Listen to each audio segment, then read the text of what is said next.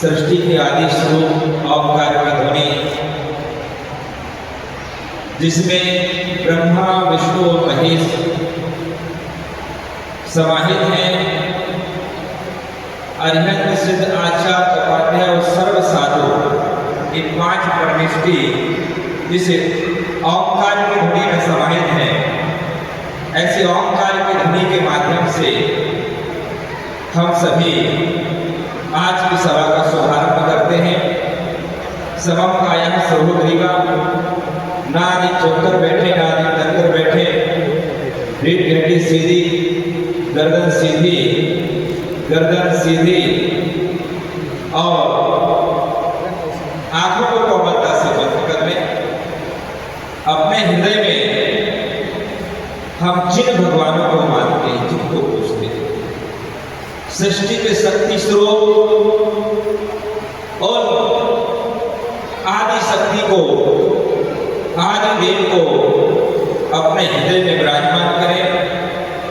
ओंकार की ध्वनि के माध्यम से हम सभी अपने अंतर की नमोस्तु, नमस्कार, वंदन, प्रणाम उनके चरणों में समर्पित करते हैं।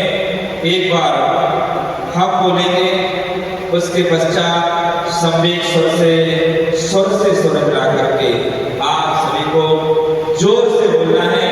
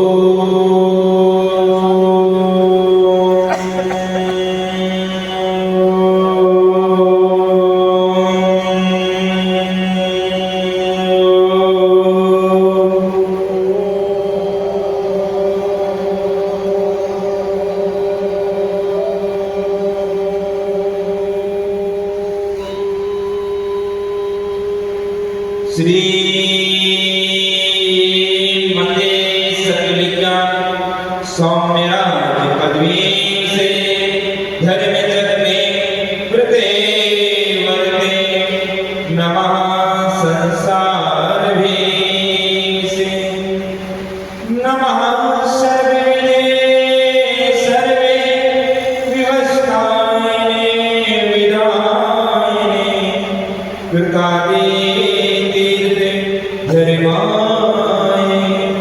वृषभाय स्वयं भवे, वृषभाय स्वयं भवे, वृषभाय स्वयं भवे।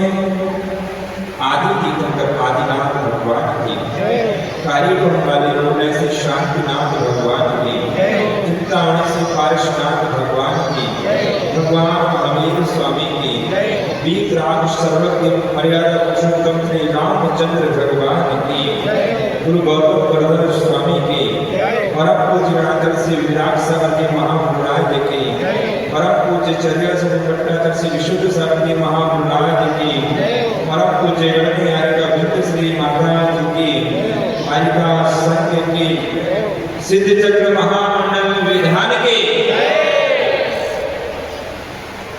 भव्य आत्माओं, कार्य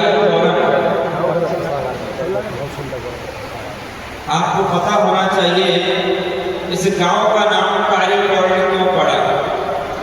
जानते हो आप कारीकोण का मतलब क्या होता है?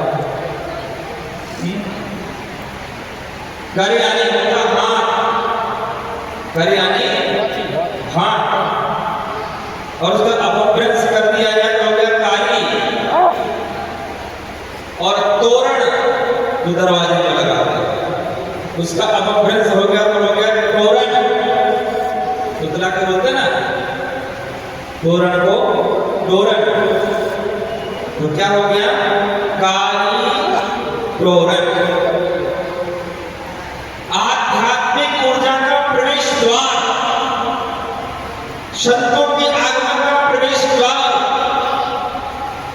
कर्मों का निष्करण करने का, कर्मों का क्षय करने का प्रवेश द्वार, वह है कारी प्रोरक। ऐसे शांतिनाथ भगवान की यह पावन धरा है। इस गांव में मैंने भ्रमण किया, कुछ लोगों के घर गया। वास्तव में जिस जिस घर से मैं निकला हूं, जब घट यात्रा निकली, वो जो कुइया में गए, वहां भी देखा पूरे नगर में एक अलौकिक दिव्य आभा है, ऊर्जा। क्यों? लाखों करोड़ों मील दूर जब सूर्य उदित होता है तो फिर जहां के अंधकार को नष्ट कर देता है। ये तो तीन लोग के नाथ या शांतिनाथ भगवान इस धरा पर विराजमान है। चारों वर्णों की आभा की आध्यात्मिक जो घटा है, जो छटा है, उसका हमें एहसास क्यों नहीं होगा? जरूर होगा। माता जी से भी आज यही चर्चा चल रही थी दोपहर में कि जब से कार्य पौर्ण में आए हैं, यहां से जाने का मन नहीं हो रहा। घोषित हो गया है, प्रवेश की तारीख भी निश्चित हो गई है, इसने जाना है। लेकिन यहां वास्तविकता में जो आनंद है, जो मजा है, वह मजा और कहीं नहीं आया। तो आप सभी इस कार्य पौर्ण में रहते हो या कुछ इस जगह को छोड़कर के किसी कोई मड़ावा में, कोई सायन में, कोई टीकोड़ में, कोई बड़ा गांव में, कोई गुहारा में, कोई भगवा में, कोई मलहरा में, कोई छतरपुर में, ललितपुर में आपने अपना निवास स्थान बना लिए हो। मैं आपको एक ही बात कहूंगा, अगर कार्यक्रम में आपके अगर 5 फीट की जगह है तो उस जगह को खंडर बंद रखें। अगर आप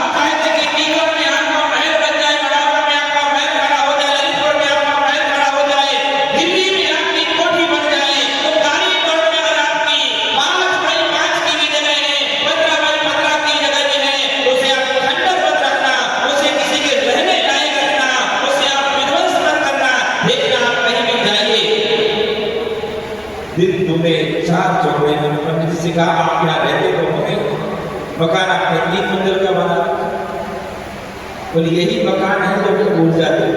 और वास्तव में यहाँ से कारीगर से हटकर के नागालैंड में रह रहे, नागालैंड में रह रहे बच्चे बड़े हुए, डॉक्टर हुए, इंजीनियर हुए, विभाग हुए, सारे संक्रम है। और अब उनके भाव इस ग्रस्त जीवन को छोड़ने के भी विचार बन रहे हैं। ये सब कुछ शांतिनाथ बाबा की कृपा है, प्रभु की कृपा है, परमात्मा की कृपा है। इसलिए हम जिन जिन भगवान को मानते हैं श्रद्धा से 2 दिन से लगातार माता जी समर्पण और भक्ति और प्रेम की बात आपको बता,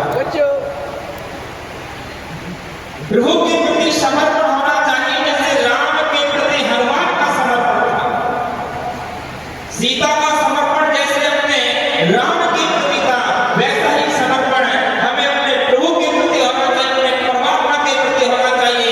परमात्मा आपसे कुछ नहीं मांगता है, वह सिर्फ आपसे श्रद्धा मांगता है, भक्ति मांगता है। आपके पास अगर भक्ति है तो श्री कृष्ण आते हैं, एक दाना खाते हैं और लाखों करोड़ों मुनियों का भी पेट भर जाता है और विपत्ति टल जाती। द्रौपदी, पांडु वन में थे, जंगल में थे, दुर्योधन ने विचार किया दुर्वासा ऋषि को इनके घर में भेज दो, खाने को तो कुछ मिलेगा नहीं, तो श्राप दे देंगे तो ये भस्म हो जाएंगे। लेकिन जैसे ही खबर आई, ठंडी में देखा कि चावल का एक दाने के अलावा कुछ नहीं है और हजारों हजारों ऋषि घर में पधारने वाले हैं।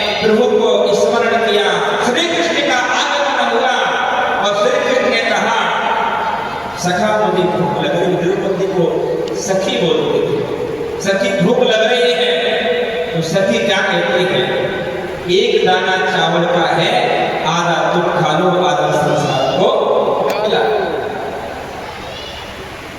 श्रद्धा का एक दाना हो, थाली भर के भात नहीं चाहिए, थाली भर के खीर नहीं चाहिए, पूड़ी नहीं चाहिए, लुचई नहीं चाहिए।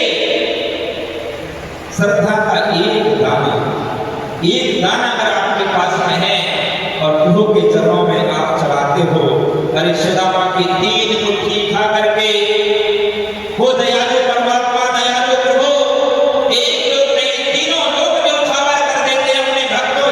एक परम दयालु परमात्मा, श्रद्धा से आओ परमात्मा के चरणों। हम श्रद्धा से अगर आते हैं इसका फल जरूर मिलेगा, और हम श्रद्धा से नहीं आते हैं भिखारी बन के, माता जी ने कहा आज भक्त कम भिखारी ज्यादा नजर आता है। मांगना नहीं है, देने वाला बिन मांगे दे, ऐसे भक्ति करना। जिसका सखा श्री कृष्ण हो और सुदामा दरिद्री, वो क्या नहीं कर सकते थे, लेकिन कभी सुदामा ने कृष्ण से कुछ मांगा नहीं, जीवन में कभी भी कुछ नहीं मांगा। मांगना नहीं है, भक्ति करना। आप भक्ति करते रहिए, एक दिन प्रभु की कृपा कैसी होगी, वह आपके छोटी सी झोपड़ी के लिए महल बना देगा, आपकी फटी हुई चादर के लिए लंबे गद्दे में वह बदल देगा, आपके जीर्ण शीर्ण जो काया है उसे वह कंचन बना देगा। आपको सिर्फ समर्पण दिखाना। इस सिद्ध चक्र महामंडल विधान को हम कर रहे हैं।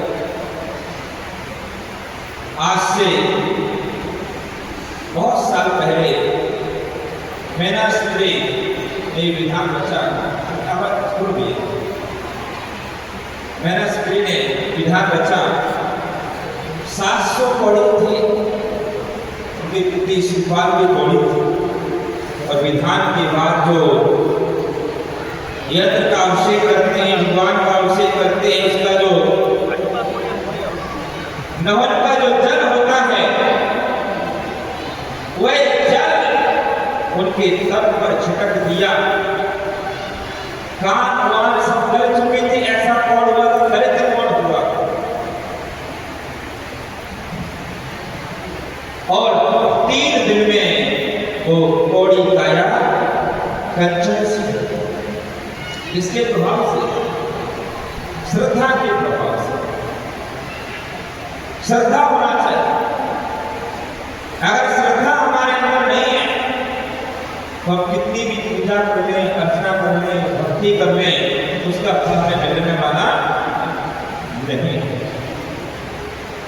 भगवान राम को देखो, उनके जीवन को देखो, उनकी मर्यादा को देखो।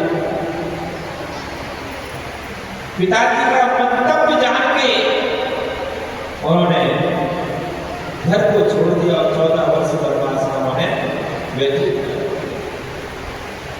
ऐसी पितृ भक्ति होना चाहिए, मातृ भक्ति होना चाहिए। आज हमारे घर में, परिवार में माता पिता का सम्मान कम होता चला गया। ये छोटा छोटा हमें भी अच्छा लगा।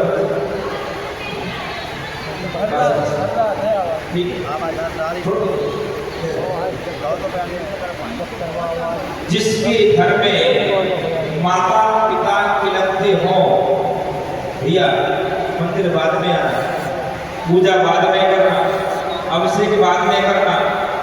आपके घर में आपका प्यासा पिता बैठा हुआ है, माँ आपकी प्यासी है, सास आपकी किलप रही है, दर्द से किलप रही है, और आप कीर्तों की वंदना पर जा रहे हो, तो भगवान कहते हैं कि आपको कीर्त की वंदना का कोई फल मिलने वाला नहीं है। कोई फल मिलेगा? नहीं मिलेगा।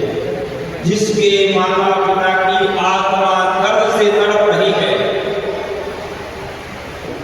और बेटा 4 धाम की यात्रा भी तय कर रहा है, तो उसे किंचित मात्र फल प्राप्त होने वाला नहीं। परमात्मा हर जगह नहीं आ सकता है, इसे परमात्मा के रूप में आपके घर में आपके माता पिता।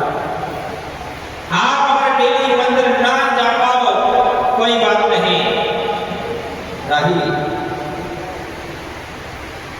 लेकिन सुबह से उठ करके अपने माता पिता के चरणों को जरूर छूटो।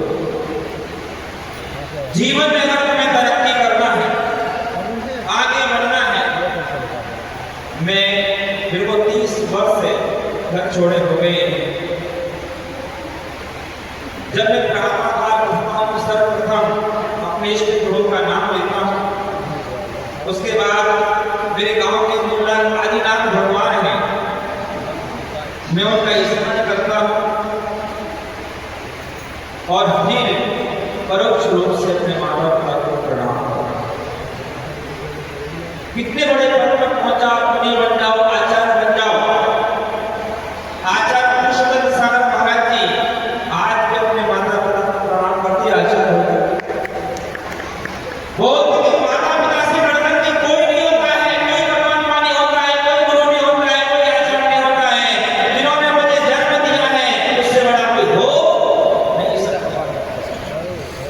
अगर माता पिता दुखी हैं तो समझ लेना कि आपका जीवन का कभी विकास हो नहीं सकता। बच्चों से मेरा कहना है, बेटा कभी अगर आपकी शादी होती है या हो गई हो, किसी घर में जाओ तो ऐसी शिक्षा कभी मत देना कि बेटे को माता पिता से दूर कर दो।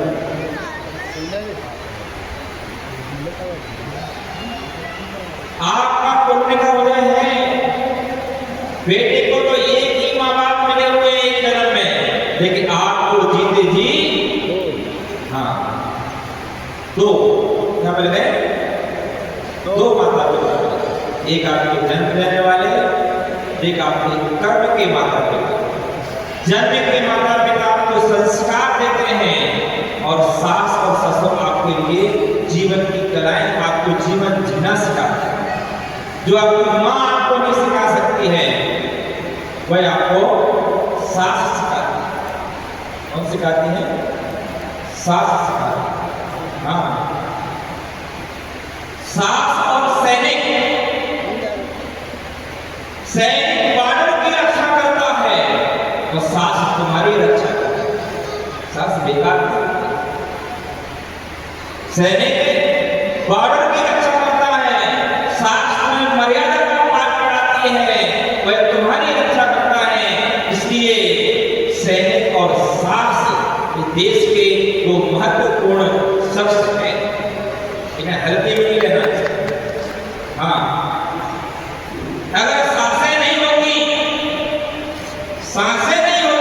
और सांस नहीं होती तो जीवन चल सांस और सांस।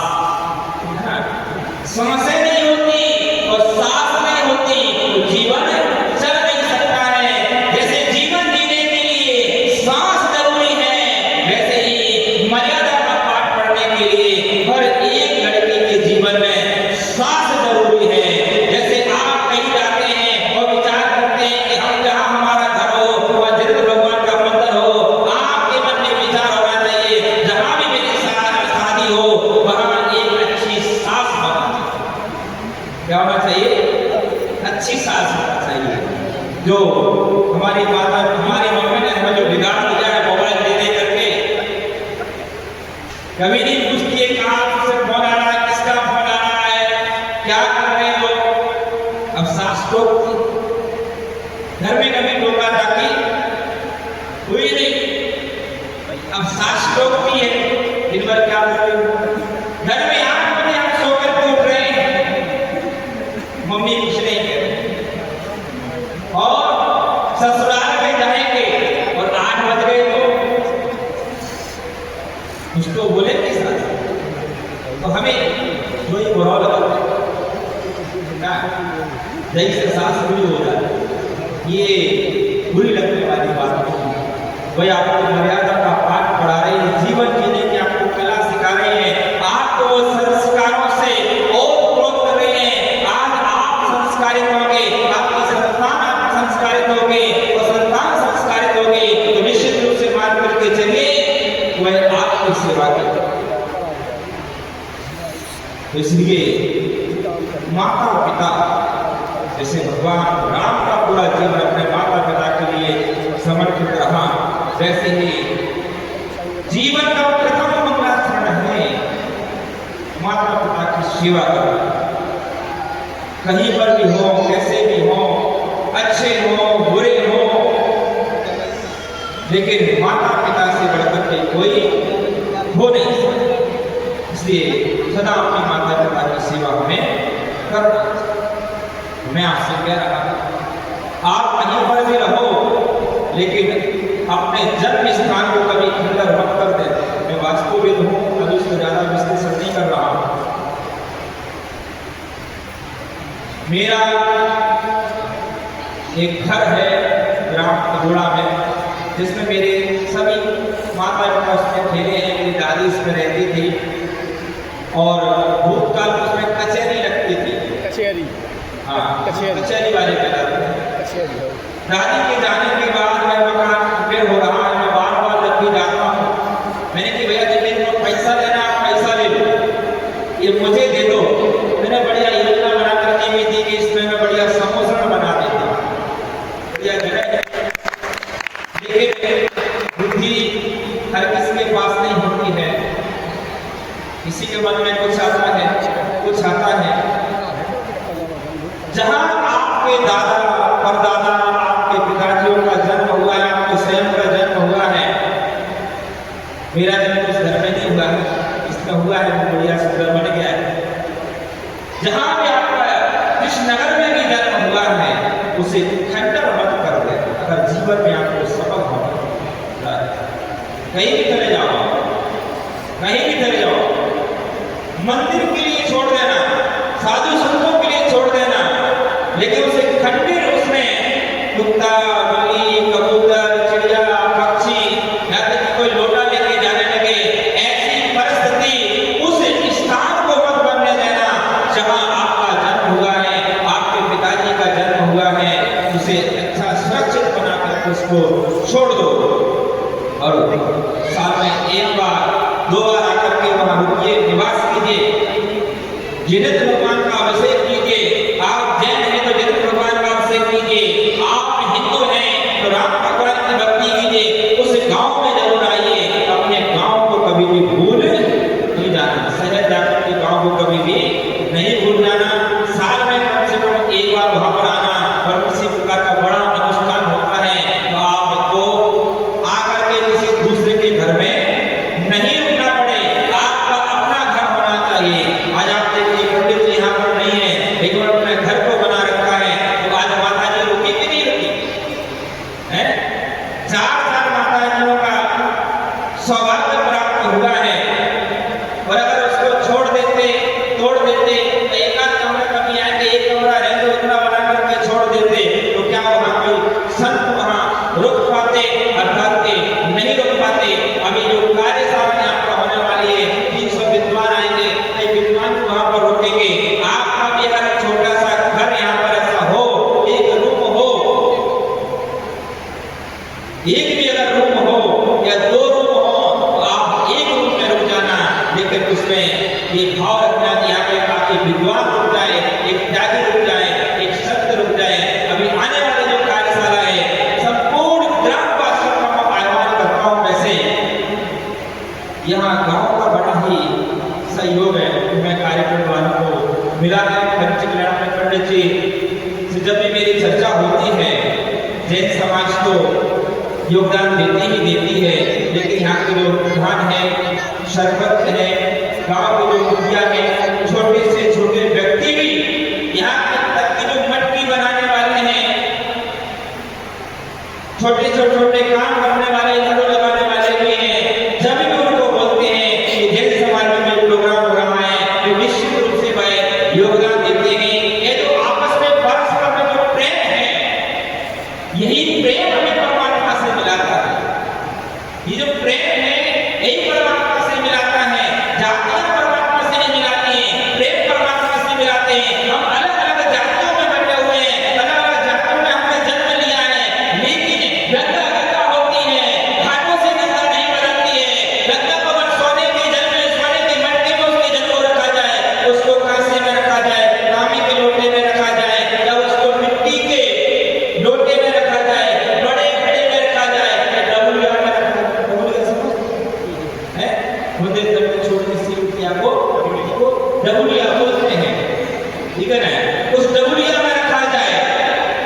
गंगा का जल कहीं भी रखा जाए वो जल आपकी प्यास ही हो जाएगा। हमारी इस देह में जो आत्मा है वो आत्मा परमात्मा की देह है। उस आत्मा में भी परमात्मा समाहित है। हमें प्रत्येक आत्मा में परमात्मा की भक्ति करने की एक शक्ति है, उसमें परमात्मा बनने की एक ताकत है। हम अलग अलग जन्म लेते हैं अपने अपने कर्मों के हिसाब से, लेकिन आत्मा तो आत्मा है। आत्मा कभी अलग अलग नहीं होती है। जैसे दीपक के प्रकाश को छोटे पंखे में रख दो या बड़े कमरे में रख दो तो उसका प्रकाश जो है ना सब जगह बराबर होता है। उसी प्रकार से कोई चींटी की आत्मा हो, हाथी की आत्मा हो या मच्छर हो या मनुष्य हो, उन सब में भी जैन सिद्धांत कहता है आत्मा का संचार सभी में बराबर होता है। इंद्रियों का विकास क्रमिक तरीके से होने के कारण से उनमें ज्ञान शक्ति का विकास कब रहता है। कोई पेड़ है, उसके पास शरीर है, उसमें आंखें नहीं है, हाथ पांव नहीं है, कान नहीं, वो सुन नहीं पा रहा है, मुंह नहीं है, बोल नहीं पा रहा है, नाक नहीं, सुन नहीं पा रहा है, लेकिन उसके अंदर जो आत्मा है वह आत्मा वही है जो हमारे अंदर है। आप ऐसा मान लीजिए कि कोई आपके कान बंद कर दे, नाक बंद कर दे, आंख बंद कर दे, हाथ पांव बांध दे और आपको छोड़ दे, आप कैसे हो जाओगे? भूत के समान हो जाओगे, हिलने नहीं पा रहा बिल्कुल भी। लेकिन आत्मा तो उसके बराबर है तेरे हाथ में मानने के बाद भी। ठीक उसी प्रकार से पेड़ में भी वही जान होती है जो हमारे अंदर हुआ करती है, चींटी में भी वही जान होती है जो हमारे अंदर हुआ करती है। सभी प्राणी बात में, पशु पक्षी में, गाय आदि जितने भी आपको जीव दिख रहे हैं, इसलिए पहला हमारा कर्तव्य होता है दया धर्म, हम जीवों की रक्षा करें। अधिक से अधिक जीवों जैन धर्म में पानी छान के पीते हैं तो दो कारण है। एक तो पानी में कचरा हो तो वो दूर हो जाता है, दूसरी बात पानी में कोई जीव होगा वो दूर हो जाएगा, और जो जीवाणु होती है वो उसको कुएं में ही डाल देते हैं। कि अहिंसा का पालन करने का भाव हुआ करता है। आचार्य अपने हिंदू धर्म में एक बहुत बड़े आचार्य हुए, आचार्य मार्केट हुए, आचार्य मार्केट वो कहते हैं अस्थे गते दीवान आते, अस्थे गते दीवान आते, आपको उधर बचते अन्नम सांसम प्रोक्तम मार्केट में। जैन धर्म में पानी छान करके पीना, रात्रि में भोजन नहीं करना और प्रत्येक भगवान का दर्शन करना, ये तीन नियम हमारे गुरु हमें बचपन से ही सिखाते हैं और दिलाते हैं। और यही आचार्य मार्केट में कहते हैं अस्थे गते दीवारांति, सूर्य अस्त हो जाने के बाद में पानी खून के समान हो जाता है, अन्न मांस के समान हो जाता है, खून के समान खून नहीं हो जाता है। उसमें बहुत सारे सूक्ष्म जीव निकल जाते हैं, पेट में आप लोग छिपकली निकल जाती है, सर्प निकल जाते हैं, जैसे जीवाणु उसमें गिर जाते हैं, और एक जीव उसमें गिर गया, पानी अशुद्ध हो गया, खून के समान मांस के समान उसमें रोज लगता है। रात में आप भोजन बनाते हैं, पकाते हैं, कितनी जीवों की हिंसा होती है। जैनों में अंतर क्यों करते हैं? इसलिए करते हैं कि रात्रि में अगर चूल्हा जलेगा बहुत सारी हिंसा होगी, छिपकली सर्प आदि बड़े बड़े जानवर भी गिर जाते हैं, और रात्रि में भोजन करके सोने से हमारी तबियत भी खराब होती है, नींद अच्छी नहीं आती है। इसलिए रात्रि भोजन और पानी छान करके पीना और गुरु के दर्शन करना, ये तीन नियम जैनों में जन्मजात को दिए जाते हैं। और ये जैनों में ही नहीं है, संपूर्ण विश्व इसका पालन करता है। धीरे धीरे हम उसको क्या कर रहे हैं, छोड़ के चले जाते हैं। इसलिए कम से कम अपना हम कोशिश करें पानी को छान करके पिए, और दिन का बना दिन में ही खाएं, रात्रि में हम भोजन न करें, और कृत्य में अपने परमात्मा के द्वार पर जाएं, किसी का बुरा ना सोचें।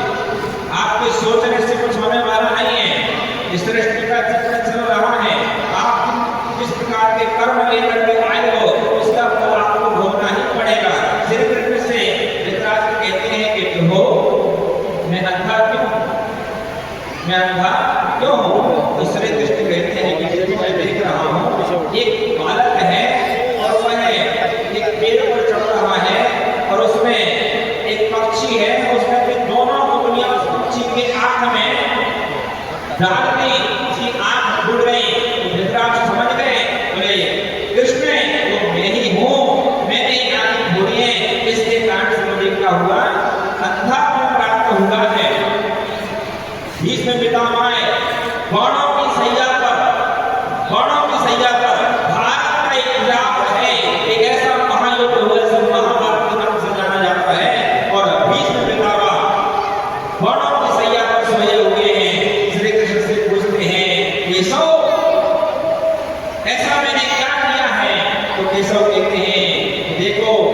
एक बार तुम जा रहे थे, अपने तीर से तुमने रास्ते में बहुत बड़ा सर्प पड़ा हुआ था, उस सर्प को उठाया और तुमने ऐसा फेंक दिया और बबूल की कांटों की जो बाड़गा लगी थी, बारी लगी थी, उस बारी में जाकर के वो छिद गया, वो छिद गया। वो कर्म बराबर आपको बना और उस कर्म के कारण से आज आपको कहां सोना पड़ रहा है? कहां कहां? बाणों की सैया पर सोना पड़ता।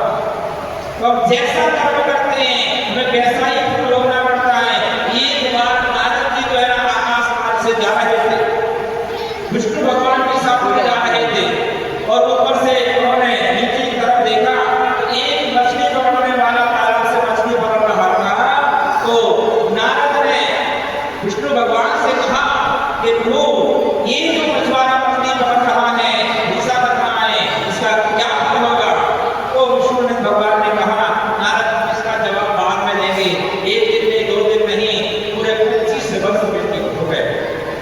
25 वर्ष बाद फिर भी एक बार फिर से नारद जी और विष्णु भगवान